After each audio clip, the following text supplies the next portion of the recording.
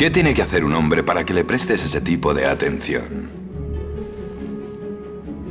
Si ese es el tipo de atención que buscas, Larson, vas por buen camino. Suena bien. Pero yo solo hago las presentaciones. Lara Croft, te presento Jacqueline Nadler, de Nadler Technologies. Buenas tardes, señorita Croft. Mi departamento de investigación se interesa últimamente por los artefactos antiguos. Sospecho que, con el incentivo adecuado, usted es la mujer indicada para encontrarlos. Sospechas mal. Juego solo por diversión. Por eso mismo recurro a usted, señorita Croft. Ya ha jugado a este juego con su padre. Pasaron años buscando el esción de la Atlántida. Solo necesitaban la ubicación de la tumba de Qualopec. ¿Has encontrado a Vilcabamba? ¿Cuándo puede estar en Perú?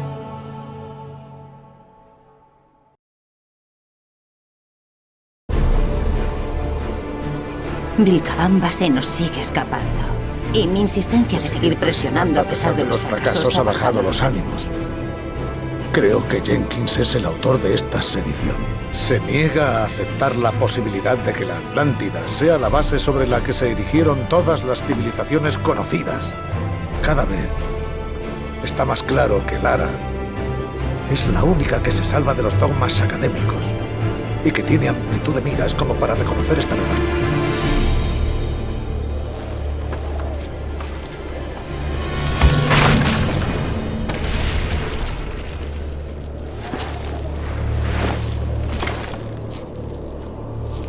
¡Lo siento! No traje bastante cuerda.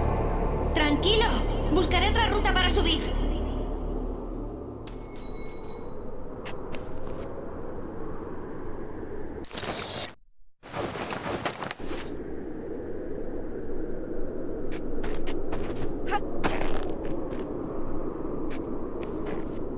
Welcome to the game commentary for Tomb Raider Anniversary. I'm Jason Botta, the creative director for Tomb Raider Anniversary. And I'm Toby Gard, the original designer from the first TR1. Ah, you were the creative director. Give yourself some credit. I suppose there's only 6 of us, though. I mean, we don't have such grand titles back in those days, but yeah. So in terms of the opening sequences of the original game, the whole thing was leading up to sort of the whole wolf extravaganza that happens, where it was kind of the big reveal of Lara Croft. And obviously some of that wasn't really appropriate anymore. People know who Lara was, so it enabled us to actually be able to show Lara in the intro, in the foyer in Calcutta, and obviously we didn't have to go quite so crazy with the wolf bit with the big towels flying off of her and stuff. And I think the essence of that whole cinematic and whatnot is the same, sort of an introduction to the main characters of the game and sort of sets up what the entire game is about. So that sort of remains unchanged. Yep. Yeah, we sort of tried to follow a lot of the shots from the original game, sort of inspiration for us throughout the entire game, but for this opening scene as well.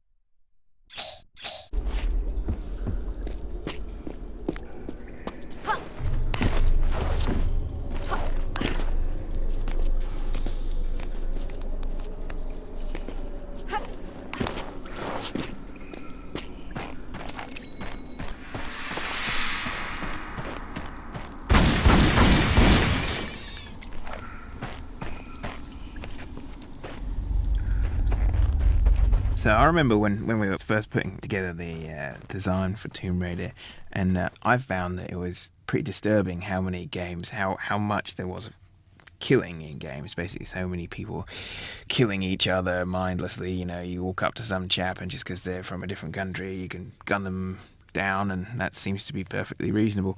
So in TR1, I felt like, apart from the fact that I didn't think we could do very good humans at the time, like other human enemies, it seemed to me like a much nicer thing to do, to have the enemies be animals, sort of, you know, vicious animals like bats and rats and things.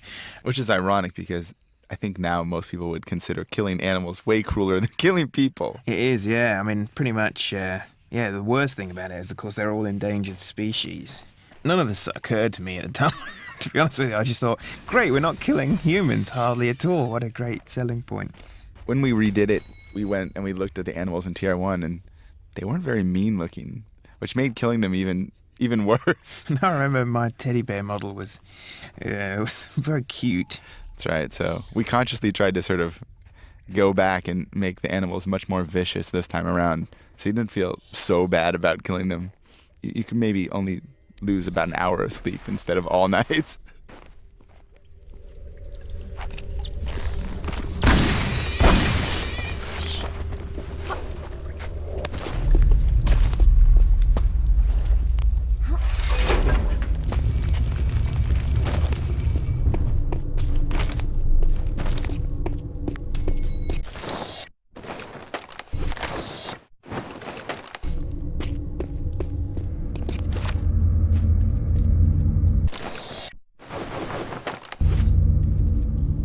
So this was one of the rooms, the Wolf Bridge room, essentially. So early on in the game, in the original Tomb Raider, where it's really just, hey look, there's going to be some big baddies that you're going to fight at some point, but you're able to sort of stand above them and shoot them to death. Laura's so mean. Yeah, well, or you could just leave them alone, I suppose. There was nothing really going on in that room in the original TR1, and I was sort of pushing for us to simply, you know, just skip this room on the remake because it wasn't particularly significant. But yeah, I think visually it was one of the more sort of recognizable areas from TR1 though, so we wanted to keep it but sort of change it a little bit. So I think it was you that had the idea, right, of breaking the first bridge so that you fall down into the wolf area. Yeah. So really basically make life difficult for the animal lovers. Right. You have to kill the wolves now or they kill you. The people who didn't kill the wolves, didn't snipe the wolves, basically get the worst deal. That's right. Plus it makes the second bridge a little bit more intense now. That's the big one, yeah. Yeah.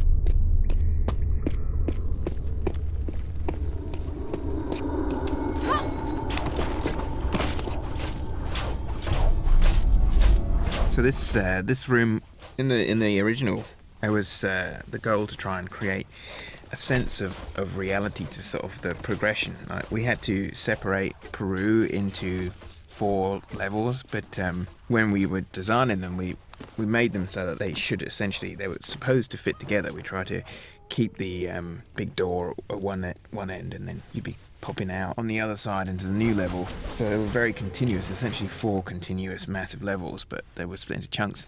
One of the improvements is that actually happens now seamlessly, so you carry on through it, and it's a little easier that way to be able to tell what some of the areas were supposed to be. In this particular area was supposed to be essentially a fortified entrance to their city, whereby you've got arrow areas, these sloped walls, and then holes for people to be able to, I don't know what they do, chuck rocks at people or throw stones or call them names and stuff, leading to the actual main entrance. Right, it was sort of the last fortitude of the Vilcabambans against the invading Spaniards. Spanish. That's right.